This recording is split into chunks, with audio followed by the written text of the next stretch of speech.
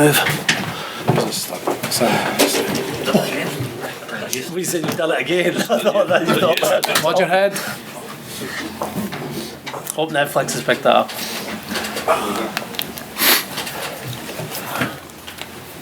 Hi everyone, welcome to the post-match press conference. If we can have questions for Jamie first, then followed by Gregor, and then Gregor will do a separate huddle for Mondays, and he'll do it in the mix zone afterwards. If we want to kick off questions for Jamie, Chris, if you want to take the first one. Jamie, thoughts after that? It's just the start. We're delighted to win and retain the Calcutta Cup, but we've been in this position before and not backed up. So for us now, it's enjoy each other's company and enjoy this victory. But come Monday, we're starting again, ready to go. It seemed like one of those games where you just refused to give up. You were slipping behind and coming back again, slipping right to come back. What does that say about mentality and? Yeah, it was good, and I'm proud of how we kind of stayed in the fight, and we knew that if we stuck to our plan and we brought energy to how we wanted to play, that we'd create opportunities. And I think it was a bit clunky maybe in the first half. Our accuracy wasn't quite there. We coughed up the ball a few times, but when we looked to play, we as I say, we created opportunities and we took enough of them to win the game. What does a win like that at this stage of the campaign here especially do psychologically for a squad? It's good, but it wasn't a perfect performance, and I think that's probably a good thing as well, that there's so much more that we can do better. So for us, it's take those good bits, build on them, and improve on the bits that weren't so good today, and focus straight on to next week. Gregor, I wonder if we could have you. If we can just go with Jamie first, please. Sure. Nice. Anyone else for Jamie? Johnny, I'll give you one. Possession stats are 70-30 against you today. We're pleased for your background. Matt Faganson, 29 tackles, absolutely outstanding to hear from you, Luke, and Matt. Yeah, thank you. Matt has been on some really great form, and so has Luke coming into this game. And it felt like we didn't have a lot of the ball, but when we did have it, like I say, we created opportunities, so we were happy with that. We knew that they would look to kick it, and it felt like most of the game was played in our half, but came out on the right side of the result, so we're chuffed for that. Thank you. Luke's performance, Jamie, what about that? His first Six Nations game. Yeah, I caught him a couple of times during the week just to see how he was feeling, and he was ready. He's quite a quiet character, but I knew he'd be up for it, and it's hard to know how someone's gone in the game because you're kind of concentrating on your own job, and but I'm sure watching him back there'll be a lot of stuff that he's done really, really well, and I'm looking forward to watching it. There's no side of nerve, was there? It's a huge occasion for him. Nah, he's a cool head, and he's experienced enough for Edinburgh, and he's got a couple of caps now, and he's done really well, so I'm really proud of him. Jimmy kind of said yesterday, you're looking for 5 big performances in the tournament. He said there, it's just a start. I mean, is that a big theme of the squad this year, that you had good one-off results, but really it's taking it? Yeah, look, it was the first thing we spoke about in the huddle after that win. Once we'd done the tunnels and stuff, we all came together and said, look, we've been in this position before and we've not backed it up, and that for us is the most important thing. Like I said yesterday, a strong tournament for us is 5 good performances, so we'll be looking for another good one next Saturday. Jamie, a wee word about Richie Gray, like 33 years old on the pitch for the whole game, and he gives that pass at the end, top off.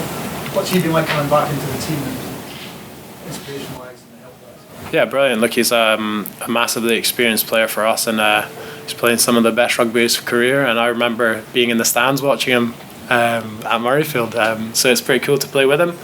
But look, he's hit a strong vein of form, and and we're glad about that. Great, thank you. Thanks, guys. Thanks.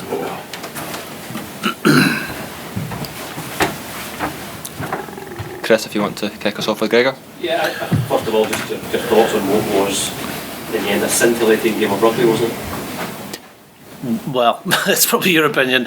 I think the second half would have been great to watch. I think the tries that were scored and the nature of the win from our perspective, to come back, score that outstanding team try, and then hold on at the end through phase after phase of defence, and Jamie fittingly getting the penalty at the end was brilliant. Just how you would want any test match to finish. One down here too. But in terms of performance, we know we're much better than that. We never got going much in the first half. It was two really good opportunities we took, but the effort was there, the togetherness, but the accuracy didn't come until the second half. And the players that you put your faith in today certainly came through for you, didn't they? Yeah, all the squad did, and the players that got selected, all 15, it's over to them. Like, selection is just an opportunity, and here and pubs around the country, it's a matter of opinion, but really selection is about opportunity. You get that opportunity, it's up to you to grab it. And the way the players have been training this week, we were really encouraged that they would take that onto the game. We didn't probably give some of the players enough opportunities to show what they can do. And then in the second half, when we did take them on out wide, I felt we were getting in behind. Players were getting one-on-ones, making good decisions, passing under pressure to free up other players. And our energy levels grew throughout the game, which was a testament to their fitness, their conditioning, but also their resolve. Like, they had to make a lot of tackles today, and they still looked the team that was ready for more at the end of the game. And maybe just that question I asked Jamie about psychology and what that can do, this kind of win at this stage in the campaign. Oh, it's huge. It's huge for the tournament to win your first game. This tournament's all about momentum, but momentum gets an opportunity to keep rolling every game. So it's great now. It means that we'll be able to look ahead to next week's fixture with belief, positivity, but we'll also look at the things we have to improve. I watched a lot of the Wales game today, and they had a lot of opportunities against Ireland, and they're a better team than the scoreline suggested, and they'll be better for today's game. And the last two Six Nations, we played Wales in the second game after beating England, and we haven't won. So that's our challenge now, is to play better than we did today, back at Murrayfield next week. Can I just ask what you made of this English side? I know we'd spoken a week and it was a bit of an unknown, no one really knew what to expect from England under ball, but what's your reaction to their performance? They had a lot of moments in the game. They played most of the rugby in our half. They kept coming at us, willing ball carriers. I think the ability of Marcus at 10 to have multi options did really threaten our defence, and they scored three tries, I think. Well taken, well executed. They're a quality side with a lot of power and some very good individuals. It is tough, that first game of a championship, to get your game out, no matter if you've been coaching there for 10 years or this is your first game. Every team will find it tough, that first game. But I thought for a performance, they put us under a lot of pressure, and we had to really improve in that second half to find a way to win. Okay, how impressed were you with Duhan's first try? What was going through your head when he got the ball? It was incredible, wasn't it? It reminded me when you, for everybody a certain age, when you play Joan Loma rugby and suddenly one person can go quicker. Duhan hasn't had much rugby over the last few weeks. He's trained really well with us, but to play like he did today on the back of an injury and not playing for Edinburgh is a real testament to how he's got himself in this position, both mentally and physically. And I've had almost a different side to Duhan there as he stepped and then accelerated away. His finish for the last try was similar to 2 years ago when he finished on the opposite corner. It's a brilliant finish, but that first try was amazing. One that gets the Scotland supporters going crazy in the stand and sort of silences everyone else, because you don't see tries like that very often. Obviously for the supporters, it's a massive win and bragging rights and everything. I appreciate you guys have to be sort of a little bit more prosaic than that and more focused, but in private moments tonight, really just can't be ever bad to beat them, especially to. No, look, I felt a lot of emotion at that final whistle.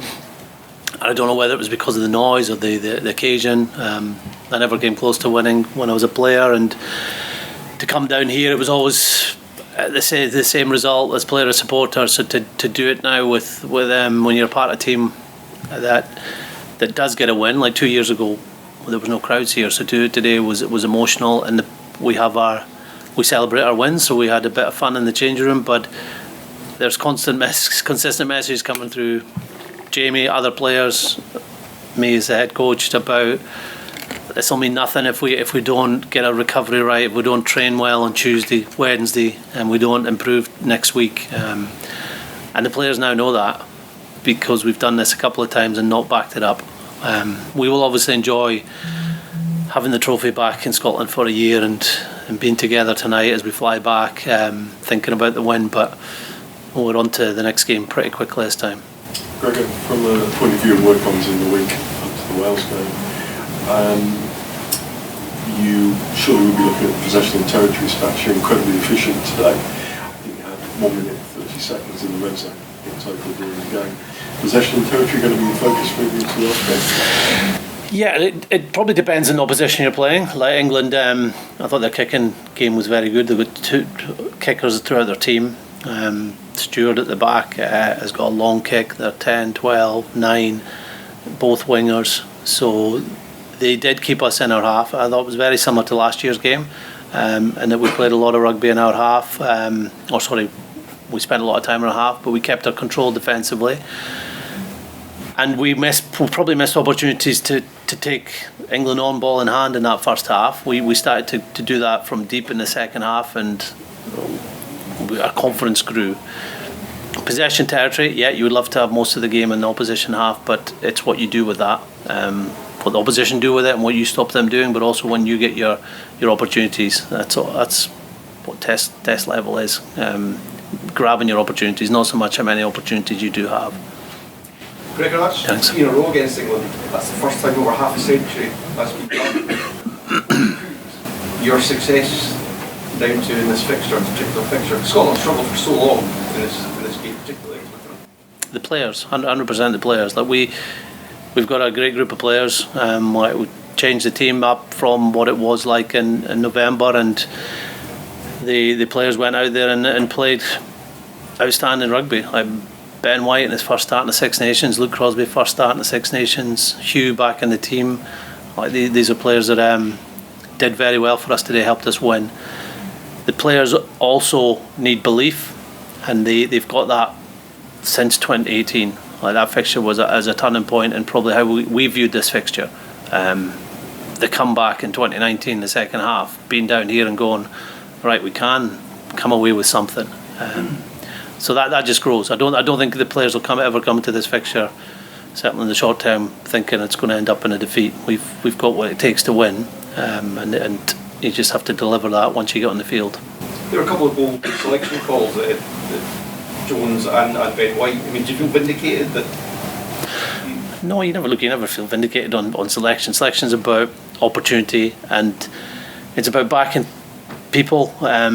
So if it wasn't them, it'd be backing someone else. But then it's up to them to go out there and show their strengths. I thought Ben obviously had much more involvements than probably any other player in the team. Like the kicking he had to do. I thought defensively, he was brilliant. That's a big strength of his. An opportunistic try and a great finish. And to play 70 minutes at that level was great. And George also played well when he came on. I think just his presence on the field, knowing that if there's any breaks, he could be on a support line. He'll get to the ruck really quickly. It helped our attack when we were going all out for the win. And that first try was exactly the kind of Glasgow combination that you're looking for, I suppose.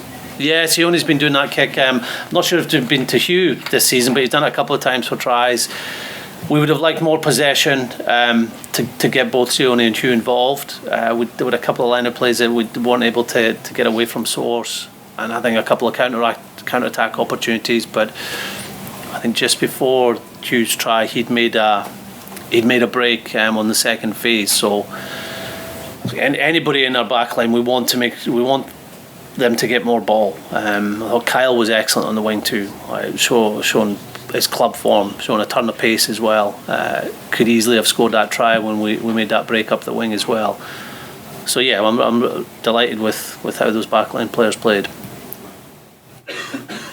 Great, thank you. We'll now do the written huddle down in the mix zone. Thank you.